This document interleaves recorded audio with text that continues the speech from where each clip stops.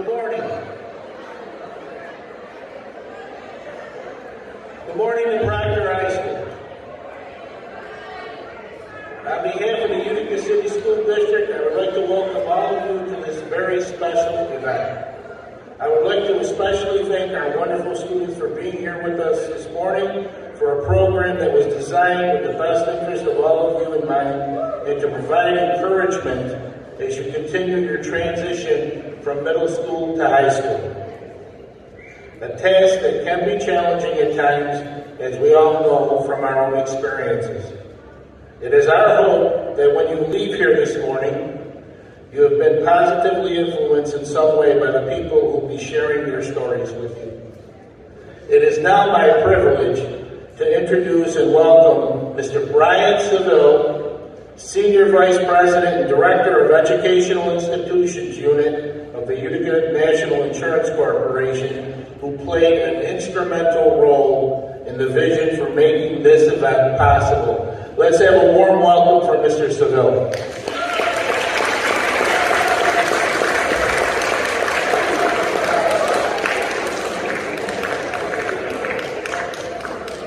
Thank you, Mr. Karen. Good morning, everyone. On behalf of everyone at Utica National, I want to welcome you and thank you for being here this morning. At this time, I do want to recognize and thank Mr. Karen, Mr. Fauci, your Administrative Director of Curriculum and Instruction, and Mr. Gifford, your Principal, for their support of this program and for working with us to bring Erin and Liz to speak with you here at the high school. I'd also like to recognize our friends at ICANN, who along with the Oneida Herkimer-Madison BOCES and West Palm Central School District have been an important partner with us in this endeavor. They've done a great job, and I can't say enough about them. They're represented here today by Christy Thomas, Shannon Peters-Patterson, Kayla Lauterbach, and Tyler Flisnick, and they're right there in the front, so thank you guys.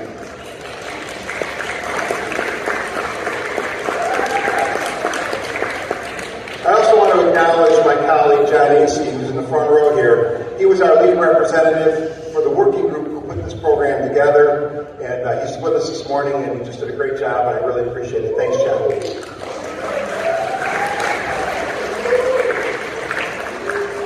My final thank you is to all the educators and staff who work tirelessly on behalf of our students. My wife, Phyllis, is a reading specialist at both the middle schools here in Utica, and I see firsthand the time and effort that you all put in for the benefit of our kids. Thank you so very much.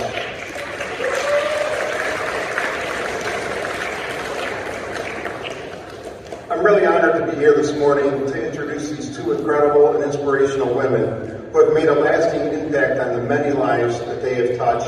And I'm just going to take a minute here to just give you a little bit of their background. Erin Gruwell is the author of the New York Times best-selling book, The Freedom Writer's Diary, and basis for the movie Freedom Writer, starring Hilary Swank.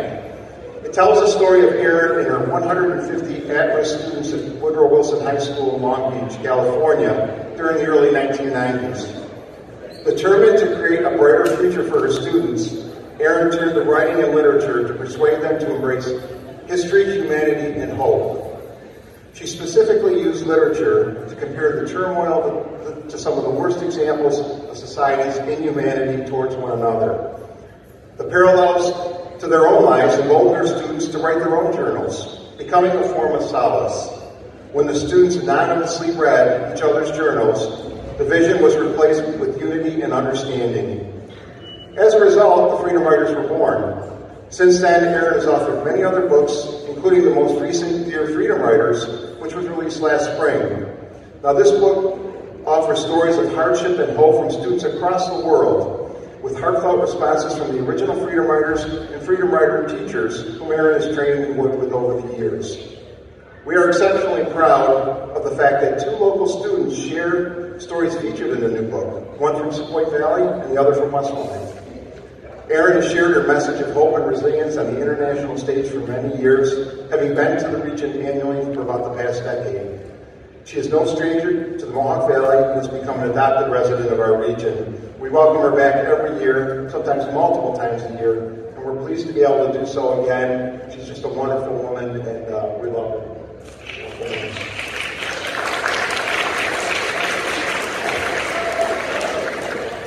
Liz Murray Murray is the author of the New York Times best-selling memoir, Breaking Night, and co-founder of the Arthur Project. The organization advocates for underserved youth, particularly youth in middle school, and works to end generational poverty through relationship-based learning. Once a high school dropout and homeless, Liz returned to school, earned her high school diploma in just 2 years, and won a scholarship to Harvard University. She went on to receive her master's degree in psychology of education at Columbia University. And her personal journey is the subject of Lifetime's television Emmy-nominated film, Homeless to Harvard. As a passionate advocate for underserved youth, Liz believes in having strong relationships with at least one caring, dedicated adult can make all the difference for a child facing adversity. She has shared her message on the international stage, where she's presented alongside notables such as Tony Blair, Mikhail Gorbachev, and the Dalai Lama, to name a few. She's also shared her message on BBC's 2020, The Ricky Lake Show, and The Oprah Winfrey Show. Today, she is here to share her message with us, and again, just another wonderful person. So please join me in welcoming Liz. I'm Erin Gruwell, and this is my dear friend Liz Murray. And this morning, we're going to talk to you about from an educator's perspective and a student's perspective. And if you would ask Liz and I 2 minutes ago, why are we on a stage? We are two very ordinary people who had extraordinary experiences. Extraordinary experiences that were put into a book, onto a screen. We're going to show you clips of both of our perspective stories in a moment. But what we really want to do is talk with you, not at you. So our hope today, as we are gathered here in this beautiful auditorium, is that somehow, some way, one of you has that invisible light bulb you see in a cartoon that kind of boing, and you get it. Because Liz Murray, my guest here on the stage, gets it. Gets kids, gets teachers, and gets everything that most of you are going through. Post-pandemic, we just came through a horrible pandemic. In fact, Liz's family has corona right now, has the virus right now. So we're not on the other side yet. But for a lot of us, we are still dealing with anxiety of when is this going to be over, dealing with the depression of how this has affected our daily lives. And for a lot of us, we're just trying to figure out what do we do with our personal mental health struggles. So we're going to get real, we're going to get deep, and hopefully we can have a courageous conversation of what happens next. So first and foremost, I want to take us back to 9th grade, since most of you are our 9th grade students. I began my teaching career teaching 9th grade students, known as the Freedom Riders. And in 9th grade, Liz may not be sitting in a chair in an auditorium because life was heavy and life was hard. And at the age of 14, like most of you, Liz's journey didn't take her to school every day. Liz's journey took her out into the world. So Liz, I'd love for you to introduce yourself as the 14-year-old Liz to these amazing students so they can have some context of where you were when you were in 9th grade. Good morning, everyone. Hey. Good to be here. Good to be here. Erin, thank you. Okay, we're just going to let it pass. It's great to be here with you this morning. Erin, thank you so much, for the warm intro, and I love the chance that we get to be here together today. My name is Liz, and just the simplest thing I can explain to you this morning is the reason that I'm standing here in front of you is because, I guess at your age, I dropped out of school. I lost my parents who were addicted to drugs. I lost my mother, and my family was not able to support me, and I dropped out of school completely. I had some life-changing experiences, and we'll talk a little bit more in a few moments, but essentially teachers, not unlike Erin, saved me. They really loved me back to life. So I'm here with you this morning just to share from my heart and connect with you about overcoming obstacles, about what it means to deal with some of the harshest stuff that life can hand you, and still kind of have, like Erin said, that light bulb over your head. What could my life be? And also, like Erin said, we don't want to talk at you. We just want to kind of connect and have a heartfelt conversation. Because we're here this morning, really to support and reflect back to you what's possible in your lives. And I think there's a clip that we're going to play, and maybe that's a good way to drop into this and get started. Would you like to know what? 3 times this one? I'll take it. Doesn't look that hard.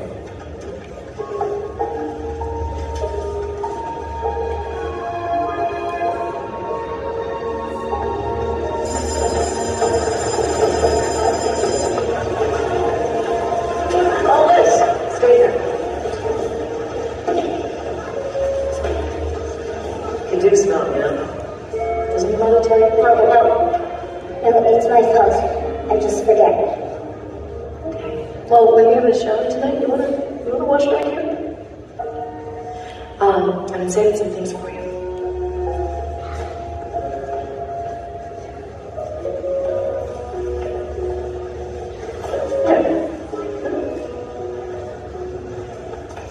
And here, how did you do that? You're never in school. I read a lot. What are you reading?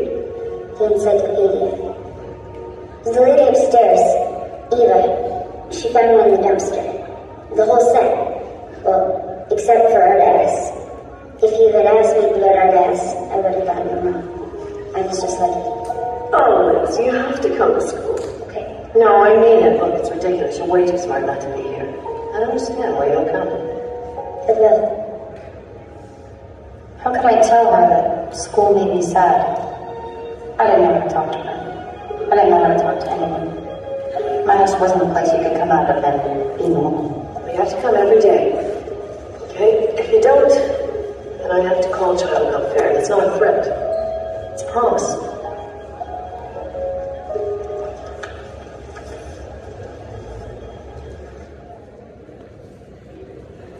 That depiction of the work that you got to do with students, because I'm going to relate it to a particular type of moment and circle back to this. I don't know. What I think is so powerful about that moment is just this idea that no matter what has happened to you up until now, is it possible to start new? Is it possible, no matter the obstacles that you're facing, to decide for yourself what will happen next? When I was 16, I was in high school, should have been in high school, but had dropped out. So I was not making great choices, just to be honest with you. And you know how people are looking at you at this age and they're asking you, what do you want for your future? And it becomes exhausting. I didn't really care, so I would just tell folks, yeah, I'll work it all out, I'll be a doctor, I'll do all the things you say, and I kind of just brush it off. But in my heart, there's that feeling of, could I have a different future? I don't know if you relate to that, but this idea that when so many bad things have stacked up against you, and so many obstacles, it can start to feel like that's the way life will always be. I buried my mom when I was 16. We buried her the day after Christmas. She passed away from complications of, diseases she acquired when she was using drugs. I was hanging out with my friends as a dropout, and we weren't doing much of anything. I had this moment right after I buried my mom where I wondered, even though I was a dropout, even though I had messed up all these semesters, if you've ever really told yourself you're going to do well, but you keep making mistakes, even though all that had happened, is it possible right this moment to kind of declare that my life will be different? And when I see this clip, I actually got goosebumps watching Erin, because what's so amazing about that is that a teacher will call you forward in that way when they really care and they see the potential. So, when I see something like that, what's so touching is that, that feeling when you go up to a teacher and there's an immediate shutdown, or you open your heart to them and you start speaking, but you can kind of tell they've already decided, maybe they have something to teach you but nothing to learn from you. When I see this moment, Erin, I see really that you're able to look at your students and see what's great about them, and that the new moment ahead of them equals a new opportunity.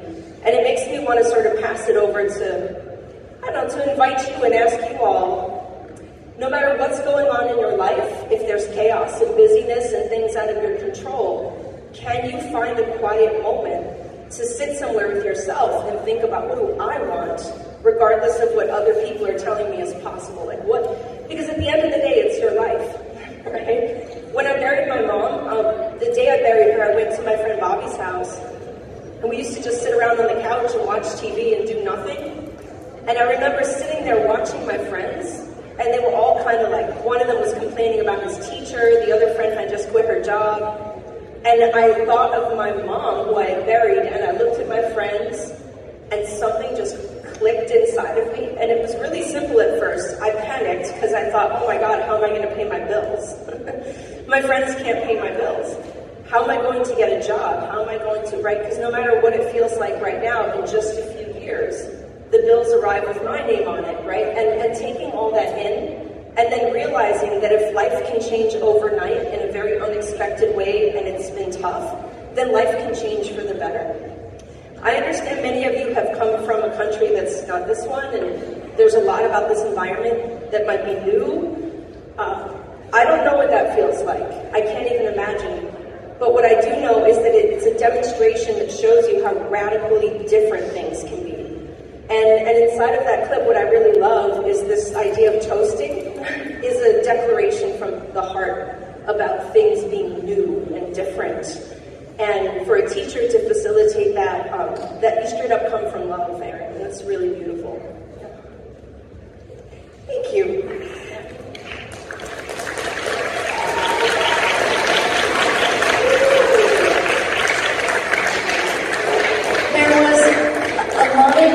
Was said in the clip, and I'm so touched that Liz used it as well, and it was the word see. And for a lot of us, we go through life and we feel invisible or on the margins, and people look over us, around us, or through us, and they don't actually see us. And I think for Liz and I standing on the stage and looking out into this sea of students, what I see is my freedom riders, my students. I think what Liz probably sees are the students that she grew up with in the Bronx. And many of those people that I taught and Liz grew up with went through life feeling like no one sees me, no one hears me, and I don't matter. And I think the reason Liz and I have connected on such a deep level is people want to be seen. People want to be seen for where they're at. People want to be heard for the story that they're living. And people want to matter. And if part of your story is pain, how do we take pain and make it a purpose? How do we take that pain and push you forward?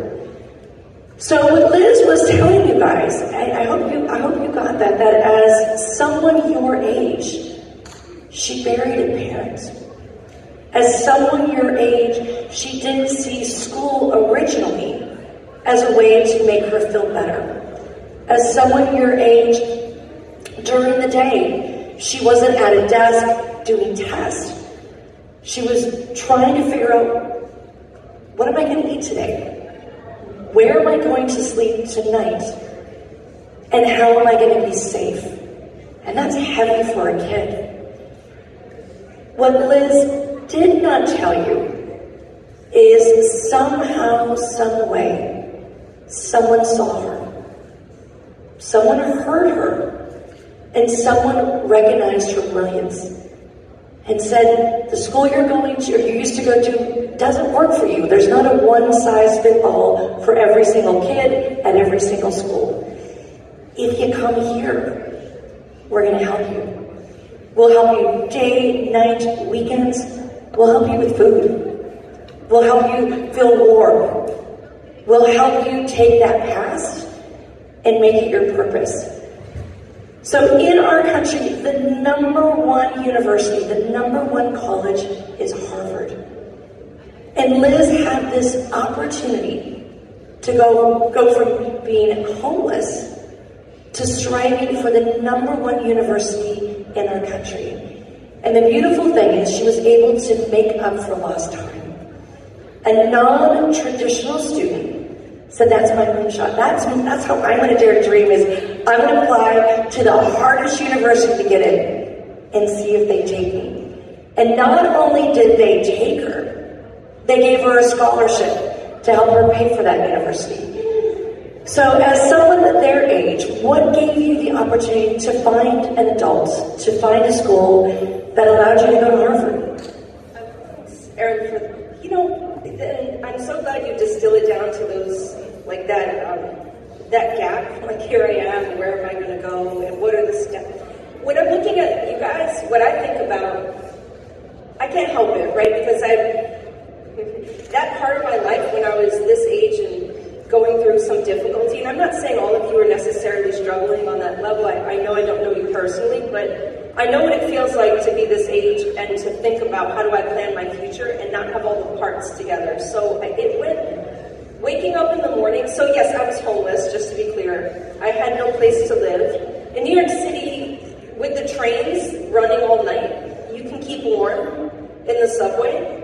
When I buried my mom, and my dad was actually still living at the time, he was in a homeless shelter, I had my book bag on my back and I would ride the train at night because it was warm.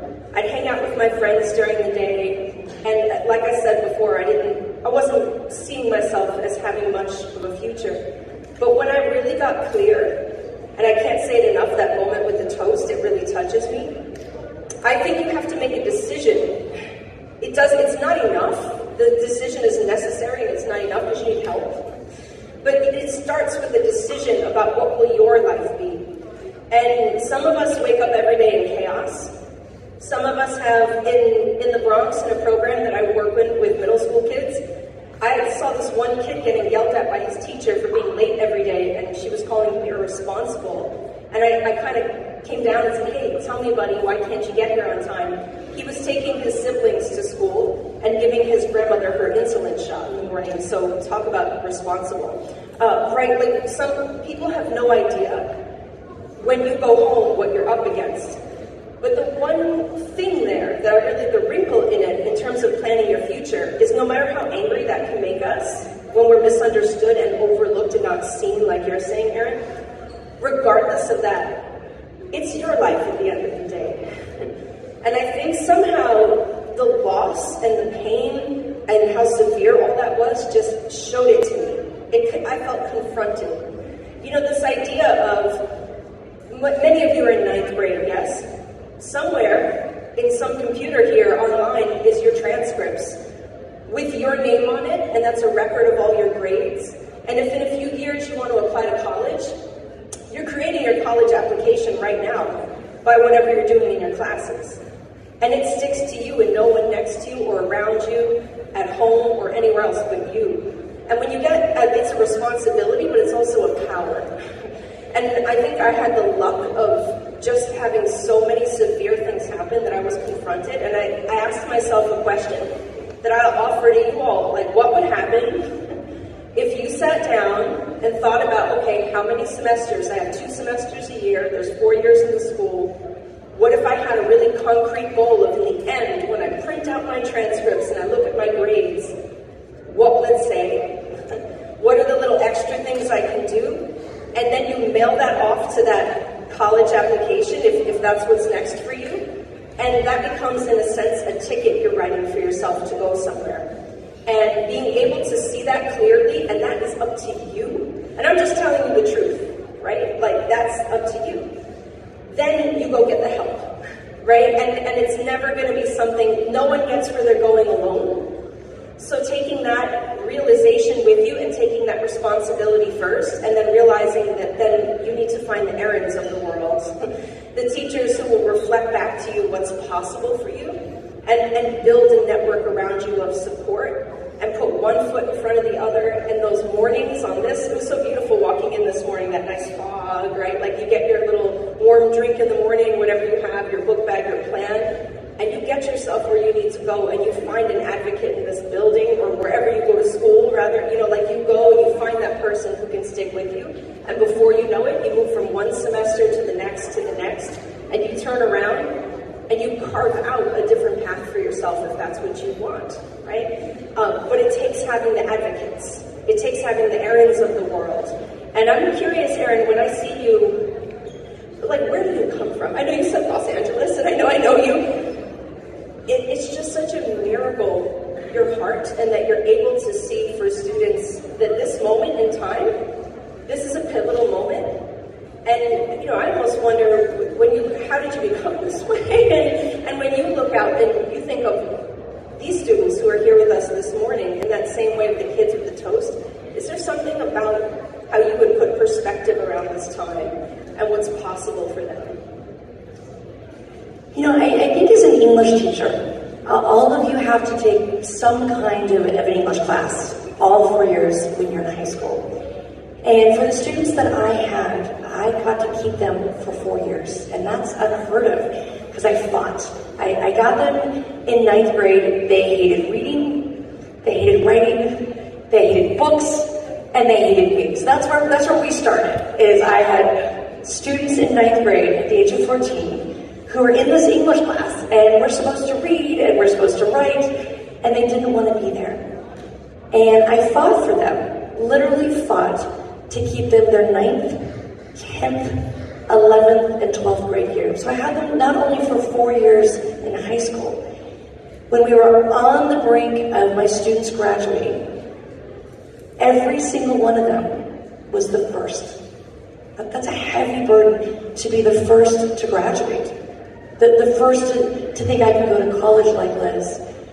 Because they didn't have a blueprint. They didn't have anyone's footsteps they could follow in. So what we made was we made a family. And what we chose was to be brothers and sisters keepers. That we'll do it together. We'll figure this out together. And one of the questions that Liz asked that I try to do with my students is, my students felt like they lived in a war zone in America.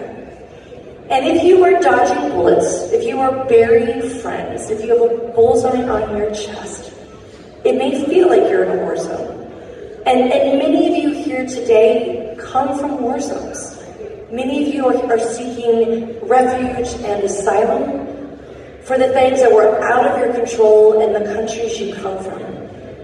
So one of the things I did for my students is I realized if I can find stories written by and for and about teenagers who come from a place of a war, whether they're seeking shelter in an attic like Anne Frank, whether they are on the ground floor in a war like Rwanda, whether they are deep in a basement in Bosnia or Herzegovina, if I can find stories written by 14-year-olds who are dodging bullets, dodging tanks. And what happened is my students started reading about other people and other places, they realized, I have a story. I can write about the war in my home. I can write about the war in my head. I can write about the war in my heart. And so my students started writing. And the book that they wrote, the Freedom Writer's Diary, that is the basis of the film, were their words, their war. And what they realized is, in their war, unlike what we see right now in places like the Ukraine, to win the war, we were going to win with words, not weapons. So how do we find the right words to have a legacy? And I love that Liz is also an author. And in her book was coming up with a solution, whether it was a war in her community, in her head, or in her heart. You too wrote, and you wrote from a place of your truth, facing fears, and telling a narrative. So tell these students who are looking for good stories to read what it's like to write a story from a place of, this is who I am, I'm not going to censor it, I'm going to lay it all on the page. Let's take you into my classroom and introduce you to my students.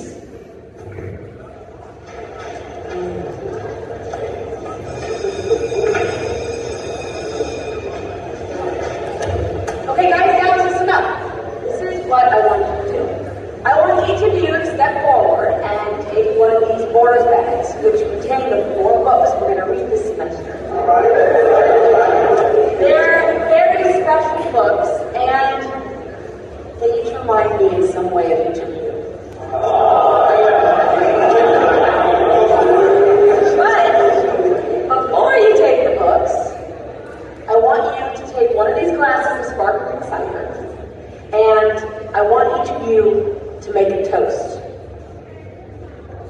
each gonna make a toast for change.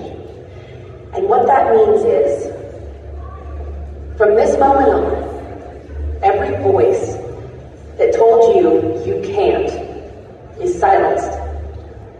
Every reason that tells you things will never change disappears. And the person you were before this moment, that person's turn is over. Now it's your turn. Okay? Okay, you ready to get this party going on?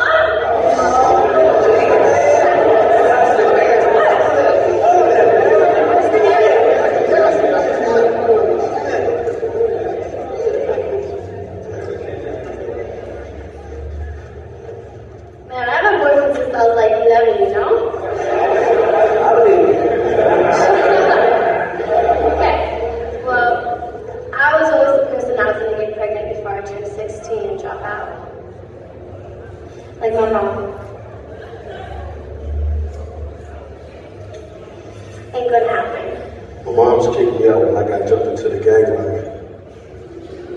And I'd like her to see me graduate. I'd like to be 18. Nobody knows this sort of teenager. Everybody thinks you should be happy just because you're young. When they don't see the wars that we fight every single day. And one day they'll go away. And I will not back. And I will not tolerate abuse from anyone. I'm strong.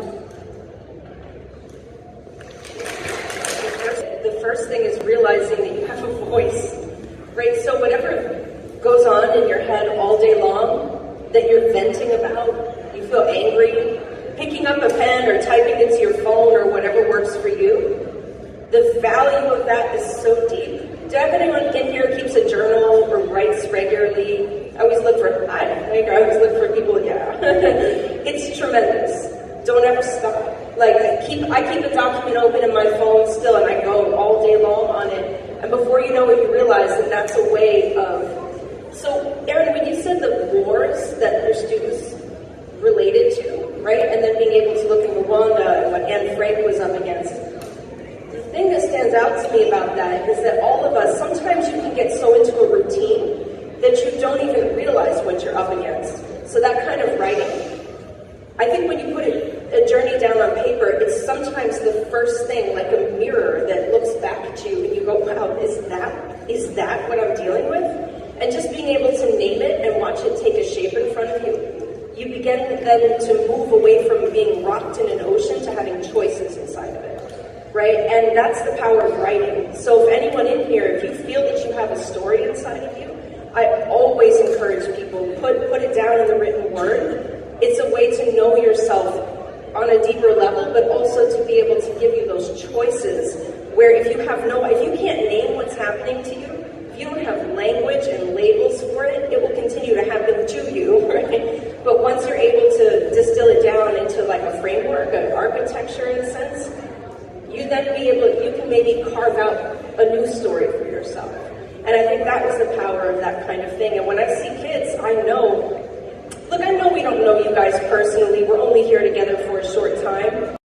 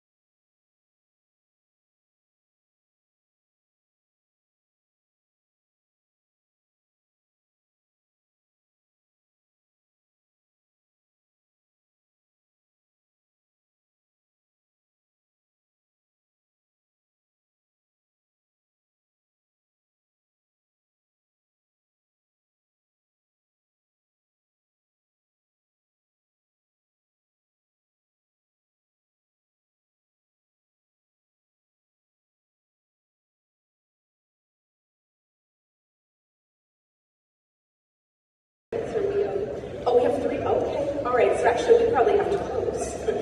Okay, do you want to say a few words? I could say, okay, and I'll jump in and say a few words. So, what Liz is talking about, I mean, the author of your own life, that's what my students did. And I want to share some words with you that was not a part of their final script. When my students walked into my classroom prior to being in room 203, they heard words like dumb. They heard words like stupid, nothing, and failure. And there's a saying in America that sticks and stones will break your bones, but words will never hurt you. And I disagree. Words like dumb and stupid and failure stick and sting and stay with you. So I wanted my students to realize they were beautiful, brilliant. They could do anything and go anywhere. So I had to use different words. I had to tell them every single day, you are brilliant, even though their grades didn't reflect it. That they are smart, even though their scores didn't reflect it. And I just said it over and over and over again until students with a 0.6 had a 4.0. Students who felt that they were dumb realized, I'm brilliant. And so I think the power of words, as we are in the school, the power of words for young people are really important. My students did write that chapter. My students did write a different ending. And in doing so, the things that they wrote about suddenly were not stuck inside. Suddenly they weren't pushing people away. They were pulling people closer. So Liz, I think in honor of not pushing things away or pushing things down, you too as a writer, you too as a storyteller, could hopefully encourage all of these students who have to go back to class and back to school, how they can be, as you said, the author of their own lives. Thank you. It's a good place to close, I think, on that moment. It's not as easy as all of that, and I don't mean to make it sound that way. But as Erin and I finish here now, we're wrapping up, at the risk of repeating a sentiment that's already been shared, at the end of the day, I think it's about, in a sense, the courage to face the realization that it's your life. No matter what you have going on at home or school, in just a few years, again, it sticks to you going forward. And that can be something that's intimidating, but can also be incredibly powerful. So making a plan for your life and the steps you want to take moving forward, think about the end of high school now. Think about what you want next for yourself and the steps that you can take in going forward to create something that just fits with your heart and your journey, and to not ever let anyone else tell you what you can and cannot do. No one knows what's possible until they're already doing it. So to not be dissuaded, don't be discouraged by other people pushing you and telling you one thing or another. You decide for yourself what's next for you. You take the responsibility. You have that vision, and then seek the support. I think it comes again from that realization that this is your life and not someone else's. I would say that. So I know you guys are going back to your classrooms and into your school year. It's still early enough in the semester. Make of it what you will, and Erin and I will wish you the best. And it's such a gift to be able to be here with you this morning, however brief. You guys are beautiful. And good luck to you in whatever is next. So we thank you, we see you, and you matter. So thank you.